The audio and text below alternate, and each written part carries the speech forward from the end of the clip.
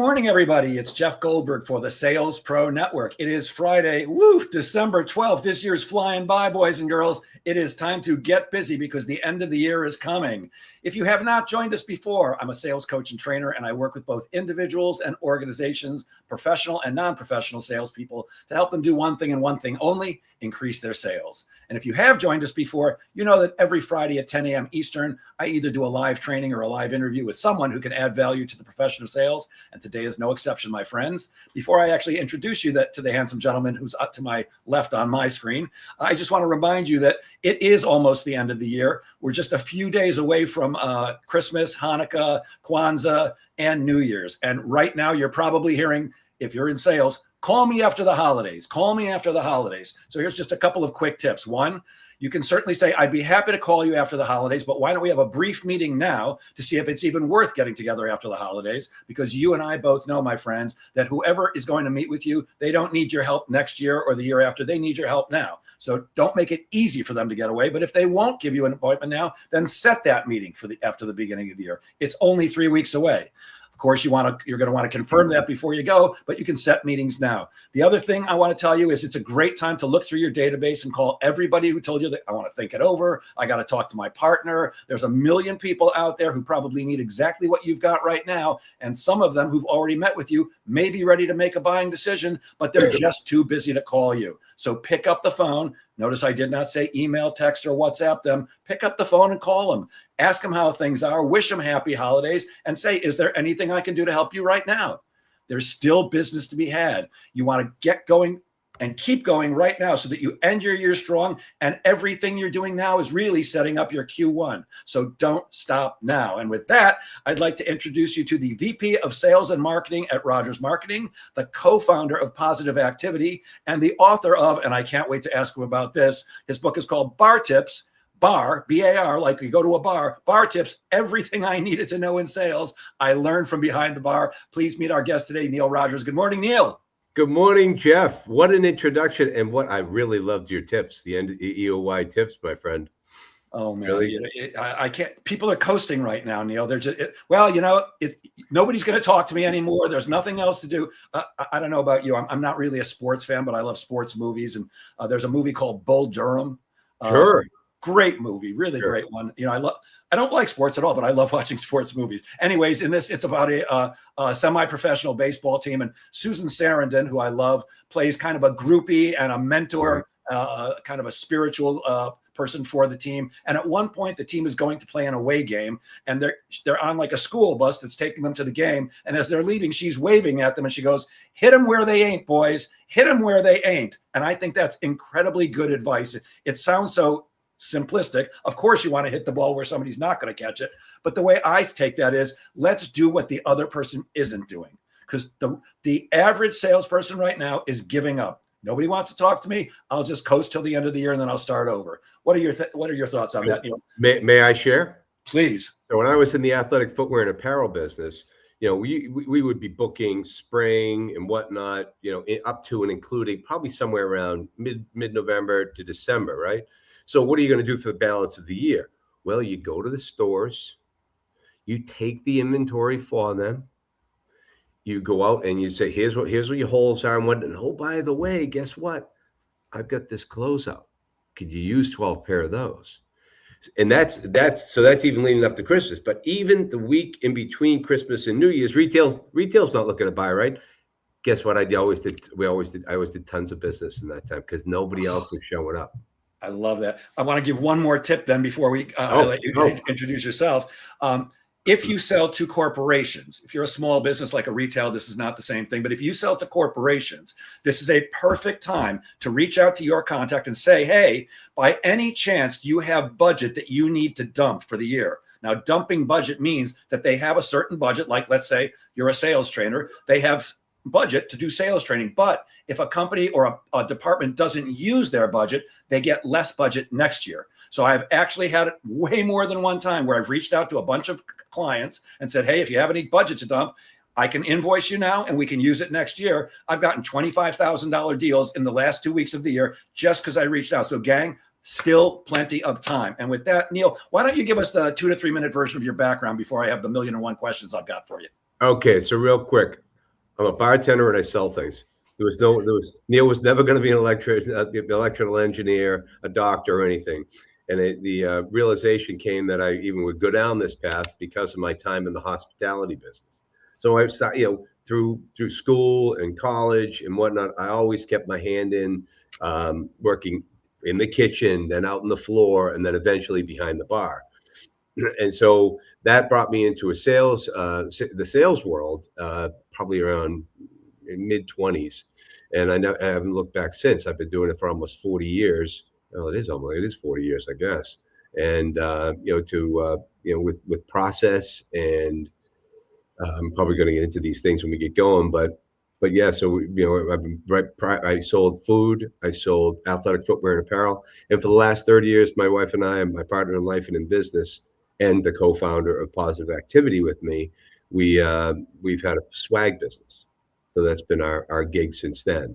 So a lowly rep of sorts for 40 years. And you're both professional speakers, yes? Yes, we are. Love that. Now, Neil, I've never worked behind a bar, although I did apply for a job at one point, but they wanted me to be a waiter instead. I said, no, I want to be behind the bar. That's where the money is. But I've sat in front of many bars, that's for certain. Sure. What was the moment when you were behind the bar, when you realized hospitality, in other words, being a bartender, and sales were really the same skill set? Well, it came from the customers, because I was floundering around trying to figure things out in terms of, I was failing, trying to go to school a couple of times. You're talking to the only guy that flunked out of 2 community colleges. Okay. And so, but what I would hear from people, I realized when I poured a drink for somebody or when I served them and I got that immediate response, that positive response, well, that kind of felt good. I'd like to get more of that. And then over time, while I was still trying to figure out what I was going to do, people would say, with your skill, your interpersonal skills, Neil, you'd be great in sales. So that's when it first hit me. I mean, and then most of what I wrote in the book came in retrospect, right? When I look back on what it, my life, and we were at an event where my daughter was being honored for, the chamber. They've got an award for everything, the 30 to watch under 30. And the guy who gave the keynote speech was the guy that brought Five Guys burgers to New Hampshire. My primary residence is New Hampshire. I love Five Guys. And here's what it was, Jeff. And this is how I speak when I talk to people. I don't speak like I'm from Harvard. I didn't go to Harvard. I don't want to learn how to speak like I went from Harvard. I went to state school and I figured it all out, right? But anyways, he got up there and he was talking about pre-meal. So if you did work in the hospitality business in this fashion, pre-meal is that time where they tell you what's 86, what the wine of the night might be, whatever. It's something on Five Guys. But then there's some sort of rah-rah speech. And he would say, we are not in the burger business. We're not in the fry business. We're not in the soda business. We're not in the shake business. We're in the hospitality business. I went just like this to my wife. I looked at her, I said, I haven't left the bar. I've been bartending on the road for 30 some odd plus years. Wow. And that's when and actually 3 years later, when what happened, and I won't say the word, trying to do something. I mean, the book came from just trying to keep myself busy and not losing my mind from being stuck inside, right? And I just started laying it out. What was important here? What was important there? And it was just brain dumped it on a big artist pad and just scratched everything out. And then I would run it. Then I would interview people people that I worked for, people that owned the restaurants I worked at. And then there was a bartender. He was a union bartender. So he was not working, collecting and painting my deck over here. So I would go out to him and say, hey, Phil, what do you think of this one? Oh yeah, that's definitely one. So we just corroborated on it. So most of that stuff really came okay. When it dawned on me, it's like, oh my goodness. And then I just thought about all these things that were what made me successful on the road, and to this day, and what made us successful doing that work. I love that. We're not in the burger business. We're in the hospitality business. It's just like Tony Hsieh, at Zappos. In his book, he says, we're not in the shoe business. we're in the customer service business and we just happen to sell shoes. And I think that's brilliant. And interestingly, I did the opposite of you when I was thinking about trying to become a bartender.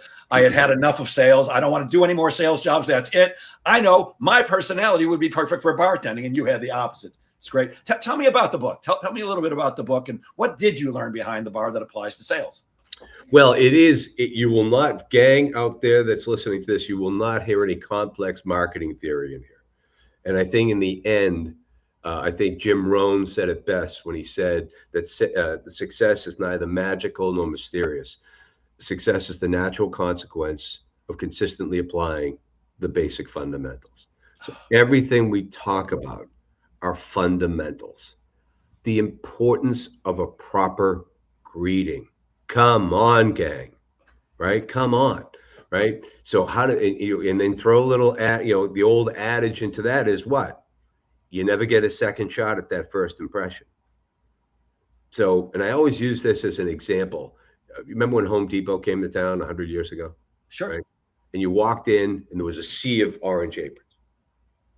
How can I help you? Where are you going? What's your project? All that stuff, right? Now you come in. And then you get to that, you find the place, the kitchen area where you want to be. Oh, well, I'm not really supposed to be here. I'm supposed to be over there. I can't tell you how many times, and not that I do a lot of DIY projects, but it was just, and now, yeah, so it's a ghost town. But you walk into the Ace, you walk into Bell Tate's in Nashua, New Hampshire. Good evening, good afternoon. What's going on? What's your problem? They do it. They get it. And that's where you get served. I mean, Home Depot's still doing great, and certainly anything I say is not going to change that. But if you want that feeling like somebody really wants to help you, go to the local guy. Go to the local hardware store. There's a shoe store in Nashua, New Hampshire. I wrote a blog post on it called Alex Shoe Stores. They sit you down and fit you. They bring out. Remember the old days when you went to shoe stores with your mom and dad? That little sliding thing to measure your feet. Hold it. Are you ready for this? That is called the Brannock. I think I actually knew that. Yeah, that's good. That's my guy named Brannock, right? Yep. So they had the little stool that they would sit on with the slant. Okay, I remember. I'm old. They got the whole deal. They'll bring out, listen, we've got this one. Thought you might want to try this one too, just in case. Right? You're walking, and the beauty of it is you walk into Alex, you are out of there in 20 minutes, no matter what. There's a sea of guys in there, gals, ready to serve you. Just amazing. So I think I'm still again old school. I still think that if you want to stay alive in the retail bar, anything that deals with the public, serve them, right? So that gives you hope. But so now when you've given that initial greeting, right? How do you take that to the next level, right? How are we going to move this along? So if you think about it, I introduced myself to one of my promotional products.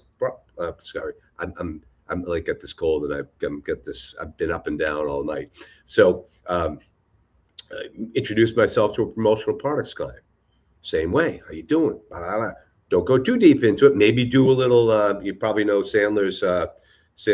My only thing I really liked out of Sandler sales was the upfront contract. I'm familiar. Great one. It's terrific. Yeah. Great one. The rest of it was, trying to trick people to get you on the phone. I didn't want any part of it. But so you may get into something like that, and then shut your mouth. Stop talking. Do not interrupt them. Do not talk over them. And please, please, please do not one better them. Of course, we know what a one better is, right? Absolutely. OB. I love what you said about the suggestive sell. Here's another pair that you might like too. I was so intrigued by McDonald's. Would you like fries with that? Would you like to supersize that? And at one point I was doing a presentation and I actually called McDonald's corporate in Illinois. And I said, hey, I'm a sales trainer. I'm doing this presentation. I know that you guys are amazing at, the upsell. Can you tell me how much more money, how much more revenue do you bring in because of, would you like fries with that? Would you like to supersize that? And I got transferred to like 8 million people till I finally got through to the VP of marketing and asked my question. She laughed at me. She goes, Jeff, that's internal information and I can't share that with you, but I'll tell you this, it's a heck of a lot of money just by simply saying, would you like fries with that? Would you like to supersize that? How about this? I actually worked in a retail women's shoe store for about a year, and it was just brilliant. Hey, I know you like this one. I bought you this one too. Try that on. And then it was, would you like taps on that? Would you like some? I mean, it's amazing when you're paying attention to serving the customer, not just trying to put money in your pocket, but really doing the right thing for them, how it can turn out well for both of you. Yes? Oh, sure. Okay, this, talking about stats, this just popped in. It might be a little bit divergent here, but do you know how much more a waitress or waiter, like in a diner, I just came from a diner, gets when they put the little thank you and their name on it?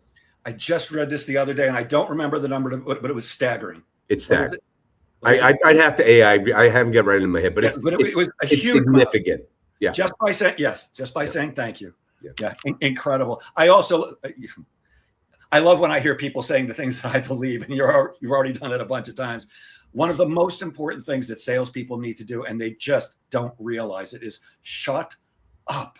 Silence can be your very best friend in sales. I don't know if I mentioned when we did the pre-interview, but I'm also a stand-up comedian. It's the same thing, in comedy. When you tell, I did a gig last night, and new comedians often have a problem with this. They'll tell a joke and the audience starts laughing, which is exactly that's closing the deal, getting the laugh.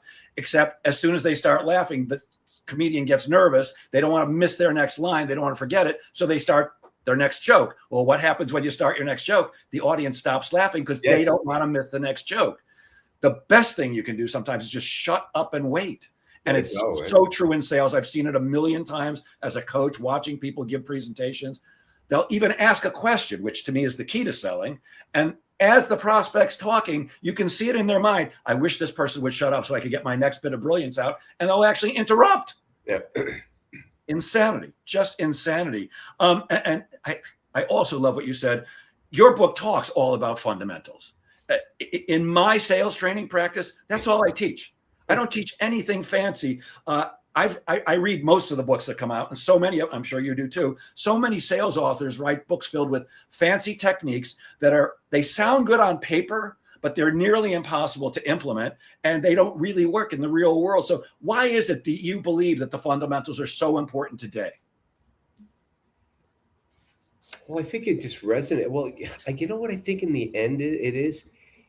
Most of the things, I'm just going through on the top of my head, everything I'm talking about is respectful, right?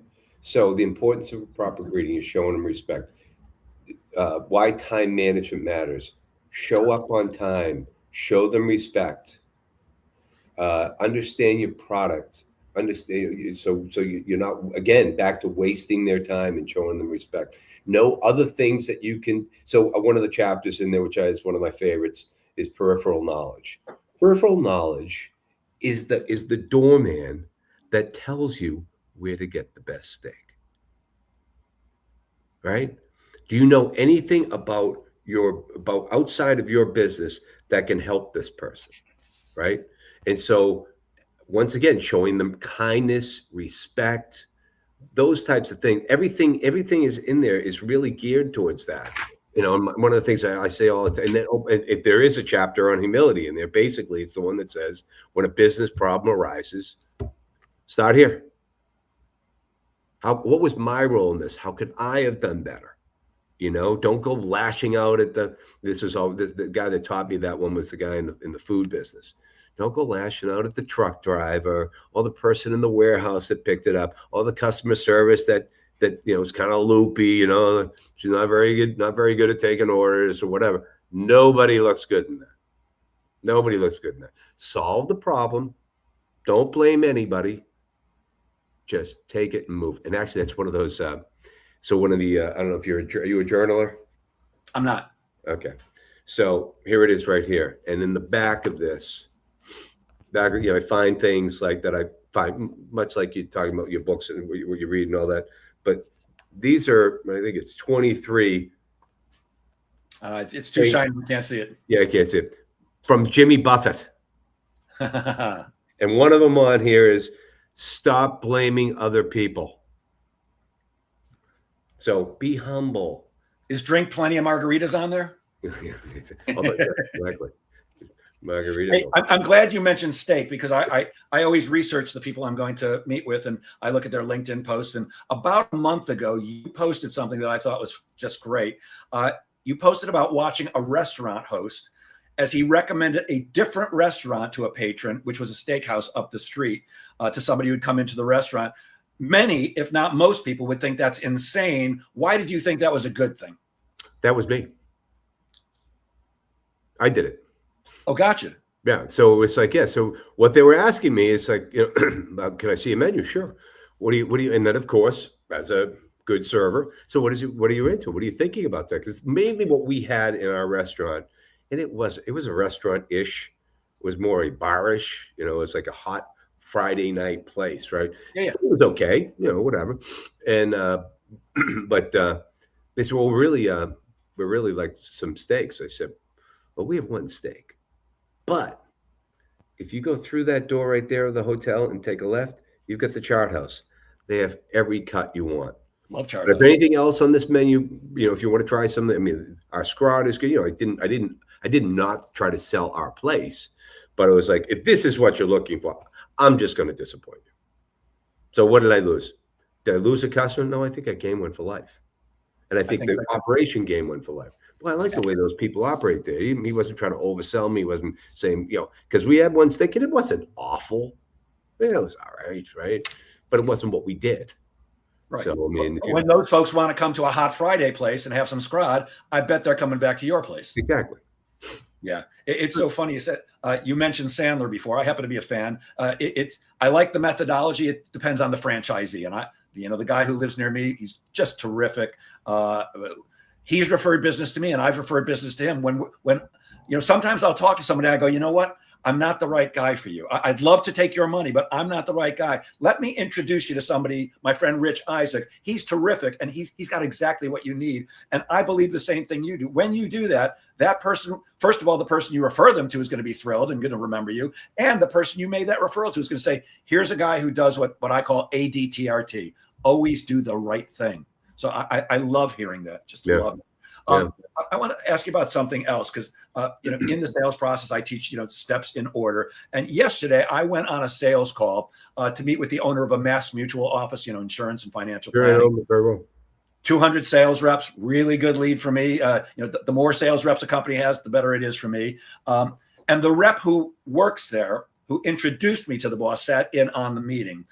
It lasted maybe 40 minutes or so. And the first 25 minutes of the meeting, the entire first 25 minutes, were just the owner of the office talking about himself, because I had asked him how he got into the business. And I did that on purpose, of course. Sure. And he's telling me, his life and his family and where he went to school and, how he got involved in the insurance and the financial plan. It was literally 25 of the 40 minutes of the meeting. And afterwards, he left and the rep and I were chatting, and she goes, wow, I thought he'd never stop talking. Were you upset? I said, upset? I would have been happy if he'd talked the entire time. And she said, why? And I said, because do you not realize I asked him about himself on purpose? That was a purposeful part of my sales process, because when you ask people about themselves and they start talking about their favorite subject, themselves, on an unconscious basis, they start thinking well of you. It's how you lay the groundwork. At least that's how I do it. What tips do you have for people in how do you lay the groundwork and establish rapport at the beginning of a sales process with people you just met for the first time?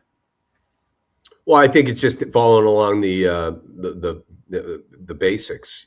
How are you presenting yourself? How are you listening to them? Are you showing like you're interested? Are you nodding? I mean, you want to be legitimately interested, but I mean, typically if they're talking about themselves, listen up. I'm interested in what anybody's pedigree is. Tell me about you. Tell me about you. Tell me about your kids. Where do they go to school? What are their interests? I mean, I and let them go. And as we all know, as old Dale would tell you, right? people want to talk about themselves, let them go. It's So everybody's favorite subject. I actually have had meetings where the entire meeting was just them talk. I had a meeting once.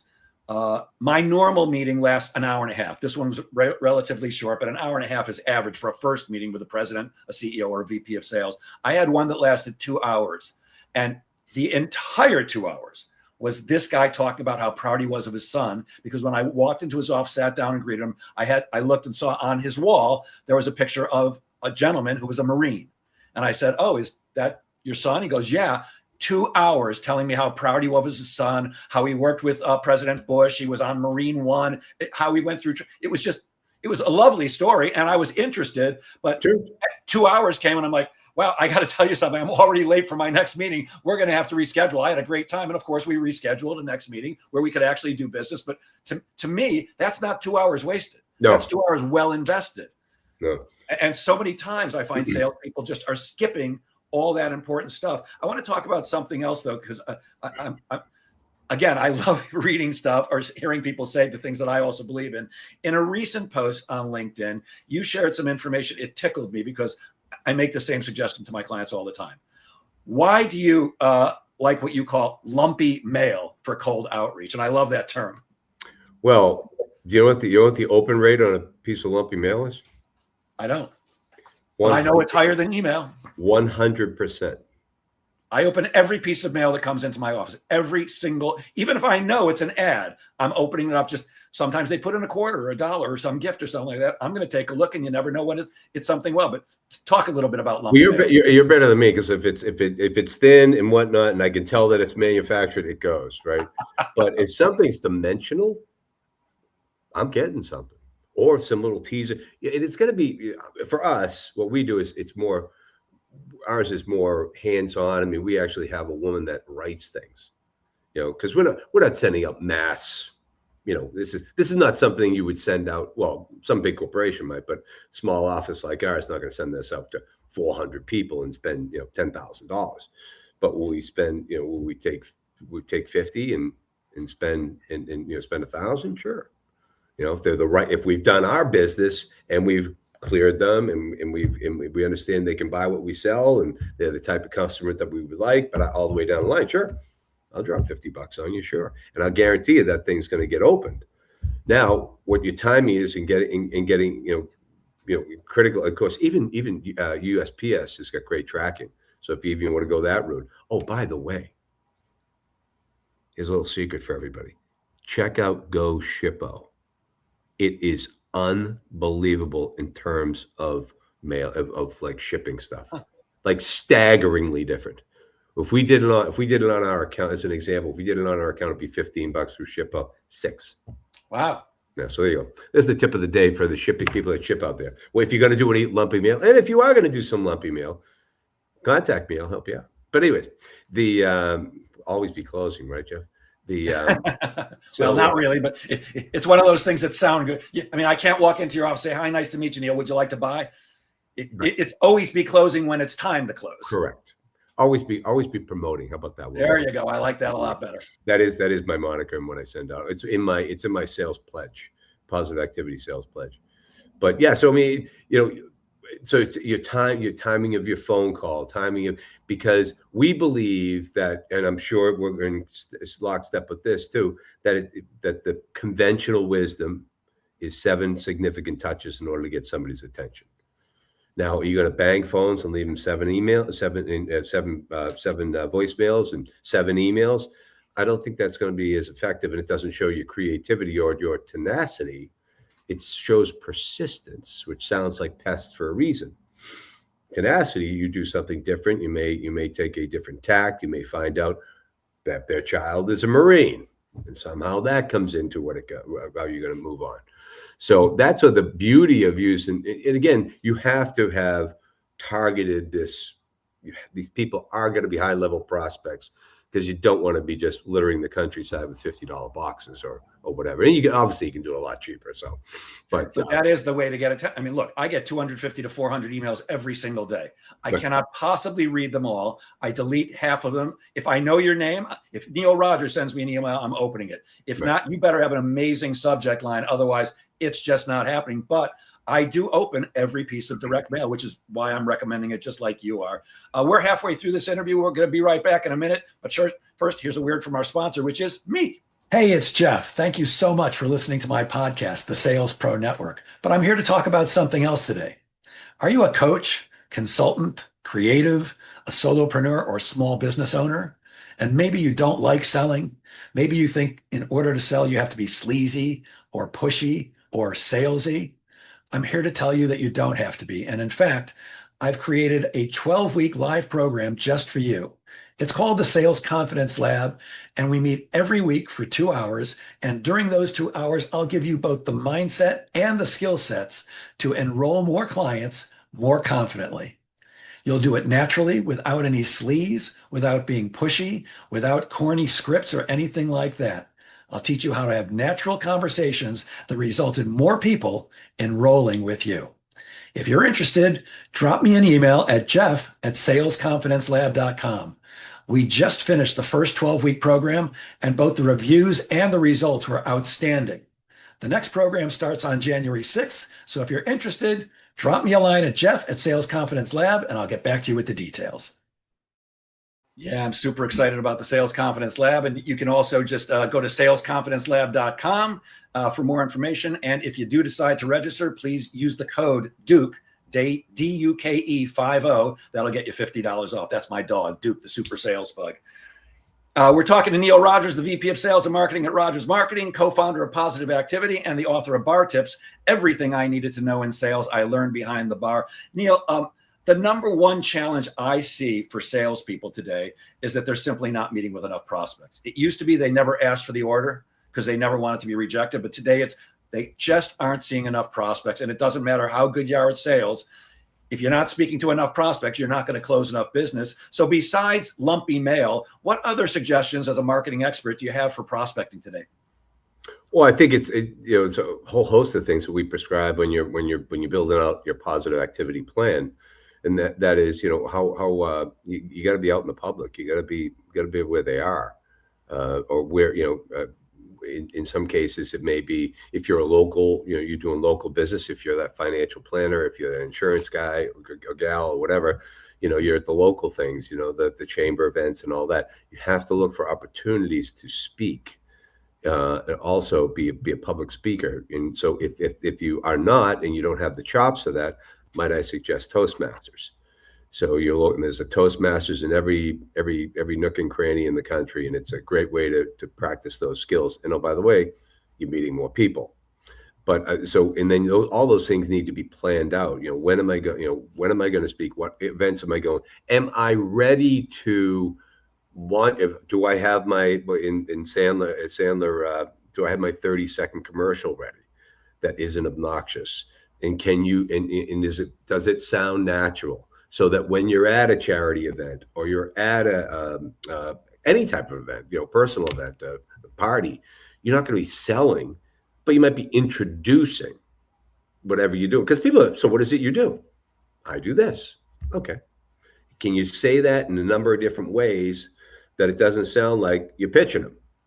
Just like, and then, oh, by the way, if you get a little, boy, I didn't know you did that. I'd be interested in that. Well, be prepared to send them something back to your lumpy mail, right? So now you got to have what we prescribes. You have to have set up campaigns ready for the group the group you meet, and the group you buy. Of course, the buy we don't want as much of, it's because now you're doing the roll of the dice. So if you have a referral. So that would be, I put that under the group, because somebody's referring you in. But you should, so if you get referred, don't be thinking they're sitting by their phone waiting for you. So you have to have some sort of structured process to follow up. So, and otherwise it all just dies on the vine and all that. Now, the algorithm now, Jeff, I know it used to be for like life insurance, it was 10-3-1. 10 suspects get 3 prospects to get 1 sale. I think with the nuance, with all the ability to hide behind digital, you got to get ultra creative and in that. And so you have to be prepared to to go beyond and find out, is somebody a Marine or where did they go to school, and how can we find some way of just like, all right, I got to do business. I got to talk to this guy because he's being creative. He's not being obnoxious. He's being tenacious, which is you're finding a different way. You're thinking it through. You're showing creativity. You're showing a desire to really want to do business with somebody. Really, don't we want to do business with people that want to do business with us? How many times have any of us asked for a quote from a plumber and they never get back to you? And then some new guy comes in and he quotes you. It's like, oh, okay, you're our guy. Yeah. So again, it's just back to fundamental and process, right? What have you got? How are you set up? And by the way, you should be able to, size up this person, whether or not this is going to be right. But even if they're not right, send them something, because we don't want to be, if you've seen this one yet, you don't want to be doing beer plans. You know what beer plans? Beer plans. You know what beer plans are? Those are plans you make after 3 beers. You see an old friend. Oh, you know what? We need to get together. You want to be the person that does what they say they're going to do, even if it's just for practice. I said I was going to send you a note. I sent you the note. Talk a little bit about, because you talk about responsibility. Talk about the power of taking responsibility and how that shows up in sales. I love what you just said. Well, this is a great story. So I was at a sales meeting a little while back. It was September of last year. And, so we've been very successful within our organization. So the new guys, they all want to come up and so, how have you done this? And, whatever they're looking for. And I appreciate that, because that's exactly what I did. Found the guys at the tops of the trees and did everything they wanted out of me. You want me to deliver this? You want me to do that? When we carry you out, I'll do it. And then you get the gems. So this guy, his name was Taylor, and the night of the awards was it was at the Harley Davidson Museum, because we were in Milwaukee, right? We're supposed to be wearing something bikey-ish. I don't have anything bikey-ish, and I wasn't. It was the middle of summer. I'm not bringing a leather coat with me, and it's like so. So, anyways, I had a black T-shirt. So that's all I got. As I'm walking out of our trade show, because we always have a trade show at our sales meetings, a guy's there. He's got a dye sublimated jacket. A dye sub means they actually dye the logo into the fabric. Right? Okay. It's got logos, biker logos all over it.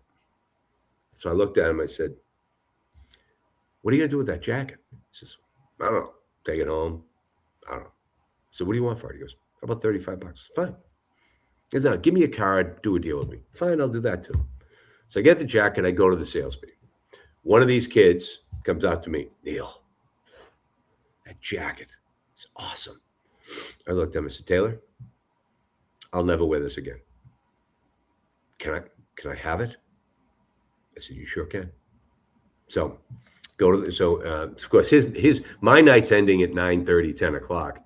This kid's in his 20s. Who knows what time he got to bed, right?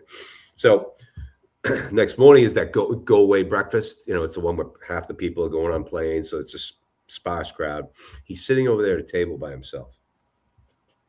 I had the jacket with me.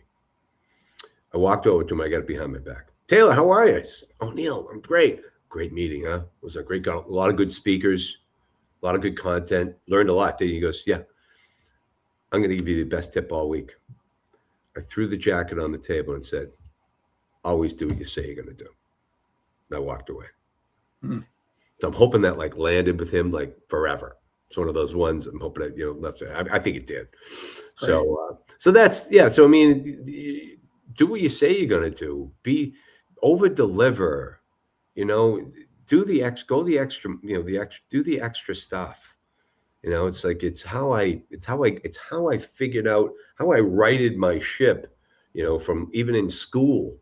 "Oh, you want me to show up, do you? Oh, okay. You want me to ask questions? Interesting.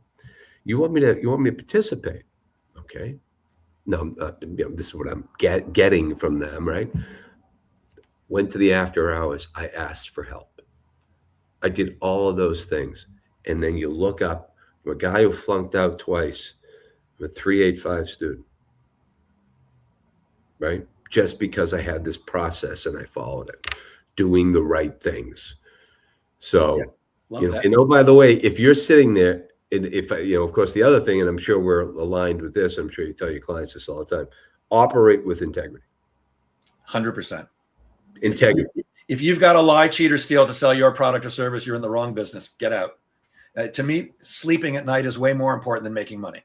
Right. And if you can't do that, it's an acronym that I taught my kids from a very young age, ADTRT, always do the right thing. Right. And I was not a guy who always did the right thing. That was a conscious decision when I became 31 that I was never, ever again going to lie to make money or to have sex with a woman. And for the last however many years that is, I haven't done either. So I've still sold and had sex with women, but I haven't lied to do it. And yeah, you got to, if you want to get the right thing, you've got to do the right thing. So I'm with you, Neil. Talk about your company, Positive Activity, that side of your business. What is Positive Activity all about? Positive Activity is kind of like the sum total of our lives together, my wife and I. So we not only we've run successful businesses, but we sales territories, whatever you want to call them. Is also we have a 34-year-old man with autism, so he's profoundly autistic. So we manage that. We created the first of its kind parent organization that focused on a positive approach to collaborating with the school system, whatnot, in order to do better for the kids. So the group is called, the charter was, we are positive, proactive parent organization. Was the way it started. If you came to one of our meetings, you could not whine about the school or why they're not doing this or whatever the whine of the day was. Leave that at the door. We're here to be productive and cooperative. So that was in that. In sales, as you know, or we'll even go back to being in the people business of any sorts, bartending, whatever, hospitality, you make more money when you're positive, when you treat people right, when you look, so this just, and we look back on it, and then about, I want to say it's now about 15 years ago. So my wife and I have been into yoga for at least 20 years and started to meditate, mindful behaviors and whatnot. And then we did a deep dive into positivity, the happiness, called The Happiness Advantage. Great book by Sean Acor. And if anybody just wants to watch the 12-minute TED Talk on YouTube, you'll get a lot from that too. And so we started putting those practices into our lives, hence the reason I got this baby, right? So it's the practice. So again, using practices, nothing's perfect, right?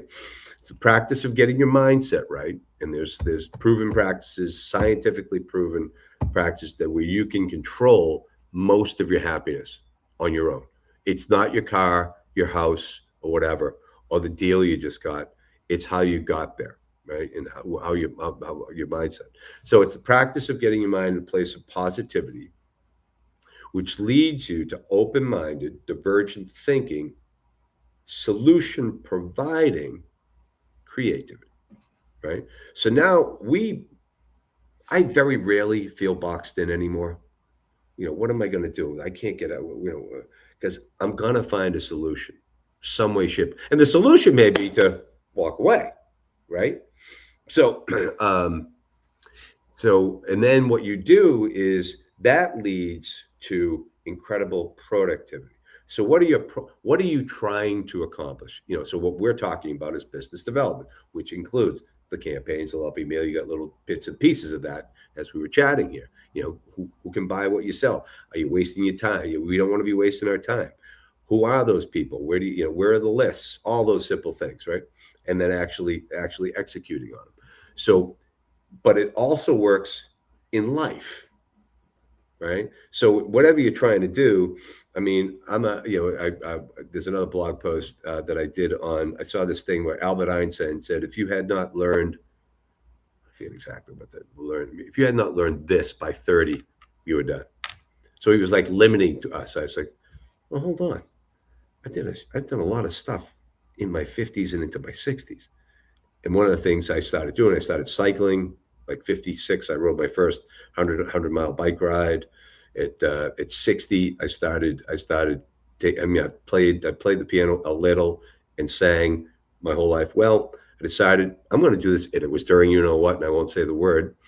I'm gonna start making this a serious attempt, right? So the woman that I take vocal from said, you play the piano. So yeah, kind of. She goes, you got to play and sing. Okay, how do I do that? Well, you're gonna do this. But you give me 3 or 4 things I need to do. Great. I put that into a 90-day productive plan. So I did scales. I did this thing called 2-5-1s, which is different chord progression. I did I did I did these inverted chords up and down the piano like she told me to do. And then I did 3 vocal exercises, and then I played songs. Did that for 90 days. 90 days later, there I was on the piano in front of 200 people playing playing and singing Burt Bacharach's "House Is Not a Home." Wow. Love that. So Love that. I'm very big on responsibility also. And I believe that because you mentioned happiness, it's simply a choice. And when you accept responsibility for your life, when you stop saying, I'm not wealthy because of this and I'm not happy because of that, you stop blaming everything else. You go, really, I'm kind of responsible. In fact, I'm fully responsible for everything in my life. That's when I think you gain real power. To me, happiness is simply a choice. You choose to be happy, you choose to be sad. And for me, this is just for me, and it doesn't make it right for everybody, I choose to be happy most of the time. I mean, is it appropriate to be happy at a funeral? Well, maybe if somebody was in pain, but normally we're not happy, we're sad. But for most of here's my philosophy, Neil. I don't want to walk out after we do this, and then I WALK my DOG, which I had to spell, otherwise he would have jumped up. And after I do that, walk across the street to get a sandwich. I don't want to get hit by a car and have my final waking thought on this planet be, I wish my last morning on earth being pissed off about something stupid. Right. It's just not worth it. So to me, it's all choice. Yes. Oh, absolutely. Yeah. I mean, it's like, and there's so many things you can do to get it right, or just get your mindset in a place like that. And it's so darn simple. And if it's right on our website, positiveactivity.net, anybody on the planet can go and it's a free download Lori's starter kit, and it'll change your life. You do that. So the whole notion is I did this along with the exercises and then my business in that 90-day period. Nothing changed. I just added in different, 90, half hour or an hour on the piano every day and all that. So it's like you can work these things in, and but if someone needs, if they just don't have, if they need some to lead them into it. I mean, I do 3 things that I'm grateful for the last 24 hours. Sure. That can be the coffee is warm. It doesn't have to be. It doesn't have to be some incredibly crazy thing. I'll give you today's if you want. This is because I came down from New Hampshire yesterday to here. All right, here it is. Nice arriving in Plymouth. Good walk with Jerry. That's my brother, lives around the corner. Fine dinner and music bingo at Gillis's. That's it. Nothing earth shattering. And then I take one and I expound a little bit. I was glad to find Jerry ready to walk, as I was tired and I didn't think I could manage Lisa's hot yoga. Got to walk with Jerry, and I walked 4 miles, and I knew I wasn't gonna, if I went into that hot yoga studio on the way down, because that was my plan, I would not have made it. So I was able to revive myself. And then I plan to meditate. So Jerry and I are walking again today. I'll do some sort of conscious act of kindness. Won't be like, it's not always earth shattering. It could be letting somebody go in line, or, let's go back to holding the door for people. Right. And then I do some I am statements, which comes from Joel Osteen of all people. And then I also rewrite in the first person the 4 agreements. Sure. Right. Yeah. So it's like, and that's how I started. Hey, gratitude's a very high space. And personally, look, I don't know how old you are, but we're about the same age, I think. I'm grateful every morning that I get out of bed and I'm not full of aches and pains. And, I've got another day that I can, impact people, take care of my kids and stuff like that. You heard the commercial that I ran for my sales confidence lab, which is all about giving what I call the accidental seller, like a coach or a consultant, the confidence to enroll more people without being sleazy. How does your positive activity program increase confidence? Because it does, right? Yeah, because what you're doing, you're making progress every day. It is the old. Do you remember? Did you see? What about Bob? Sure, I love that movie. Baby Steps, Dr. Marvin. It's great. I'm sorry, I'm hysterically laughing in my head because it's such a great movie. Great movie. Great movie. They're all great in it, but Bill Murray and Richard Dreyfuss are brilliantly funny. But it's like, one of the things I talk about, when I give a talk on this positivity or whatnot, or affirmations, or I'll talk about. I'll always use that Jim Rohn quote. Well, Jim Rohn trained and mentored Tony Robbins, right? So, well, Jim invented this, right? Well, no, maybe he read this, and I hold up Dale Carnegie, or maybe he read this. I held up Think and Grow Rich, and then then those guys did it. Well, no, they might have known who Francis Scovel Shinn was, or Charles Hannell, or maybe they like the Stoics that's been around forever. So it's like these methods are tried and true. Thankful for you and I, not everybody's got into it yet, and we have to give them the little affirmation that you may want to give this a shot. If you really, if you want to feel better, by the way, all this stuff will lead to better health. I mean, the what they came up with, in what Acor's research came up with, is that the happier you sells 37% more. Are there any salespeople out there, right, looking to sell 37? You have 31% more productive. That number always seems strange to me, but yeah. So I mean, and you're healthier, you're happier, the happier you is not as reactive. Is that old Irish? Negative. I always say I'm the product of the seventh of eight of a negative Irish Catholic family. I've been chipping away at negativity for 60 plus years, and but I know I feel better. As a matter, I'll give you a quick deal this morning. So this breakfast place I go to, I said to the kid, this woman that usually is a waitress, she's behind the burners, back in the little kitchen. I said, tell Kim there's a customer at the counter. It says her omelet stinks. Oh, I can't do that. I said, I know, Kim. Go ahead and do it. Oh, I can't do that. He's like, okay, all right. He starts keep on explaining. No, move along, please. Just move along. So I'm sitting there. I'm contemplating the tip. Now I am a bartender. I'm a tipper. I'm like going, do I send this kid a message? I said, you know what? No. I tipped him. I felt better about that than if because I was thinking about how I would feel if I walked away and made that kid feel bad. He doesn't need to feel that bad. He just didn't, it's not, I'm not here to give life lessons to everybody on the planet. I think you got the message, right? Yeah. So here's the tip. So I felt better about that. Right. So staying out of those things and going down those negative roads, that's just a negative path I did not need to start my day with. Yeah, I think the kid was crazy. Didn't I said, I know the woman, but don't worry. I'm just kidding. Whatever. So move along. I get it. I'm still thinking about What About Bob, in that scene where he's afraid to go sailing and they actually tie him to the mast. Yeah. Screaming, I'm sailing. I might have to watch that tonight. We live in a world that's filled with distraction, the attention economy. What does it mean to be truly present?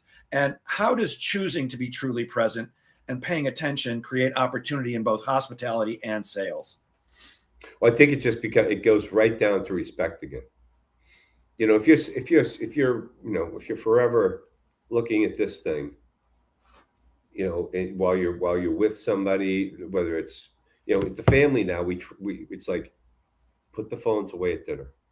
No phones. Let's not even take pictures. We don't need to say anything to anybody right now. That's being distracted, and you're not present. We're not focusing on each other. We're not getting any vibes from each other because one of us is over here and one of us is over there. I went to I was in DC last week. It might be a little bit of a diversion path, but it's about that mindset. We went to the Milliken. The American Dream Museum, something like that. just being in that building, right? We just were all walking around. It's like 6 of us. No, it was 8 of us. And we just were walking around and everybody's just in this, we were vibing. Nobody had their phones out and, like taking pictures, let's take a selfie. It was just, we're focused on what was on the walls. I sat there, meditated. I walked by. Then my wife was meditating in another spot. But afterwards, we all stood together. And I said, was that amazing? It just was, because we were being, we were there, it wasn't, we weren't even distracting each other, like interrupting. Hey, you think this one's good? No, it was just like, we were just being. So I think that gets noticed in any situation. So, so just anywhere you can show, it's funny. I really discovered that respect is what I'm really looking for, from people. And just be a little respectful. I mean, not like worship. I mean, I'm not talking about worship or anything. Just respectful. Yeah, you're 1,000,000% right about these things. And I love my phone just like everybody loves their phone. I used to put my phone on mute. When I would put it in my sport jacket pocket or my suit jacket pocket when I would go on a sales call. But when it's on mute, if it's ringing, you still feel it ringing. Right. And you can even still hear it a little bit. I just turn it off now when I go on a sales call, because my job is not to be worried about what's on my phone. It's to pay attention to the prospect who I might be able to serve and who might help me feed my family. Before we go, Neil, if someone applied both bar tips and positive activity starting tomorrow, what noticeable difference would they see in their relationships and the results? In 90 days, their life would change. Wow. They would, if they. That's a bold statement, my friend. If they sat down and every day did the practices that we talk about, they do their business in the way that we especially in business development. That's really, especially someone new. I think about the new person a lot when I do this, because that's I think, when I first started in the food business, how did I build that? How did I go from making pretty good money in the food business and being asked to go into the athletic footwear and apparel business, and went from benefits and a car and whatnot to commission. Why did that work? It worked because I did things similar every day. And oh, by the way, nobody taught me any of this. It was just kind of like what I taught myself when I figured out the school thing, when I got my process going for school. Because as I mentioned those steps earlier, sounds like sales, doesn't it? It is, being there, showing up, yada yada yada, understanding your products, etc. So so if you do these things for 90 days, and oh, by the way, give yourself some grace. It's a practice, not a perfect, because something's going to come in, something's going to change. But if you get back on the horse and get going, you'll look back after 90 days, you won't know where you came from. I love it.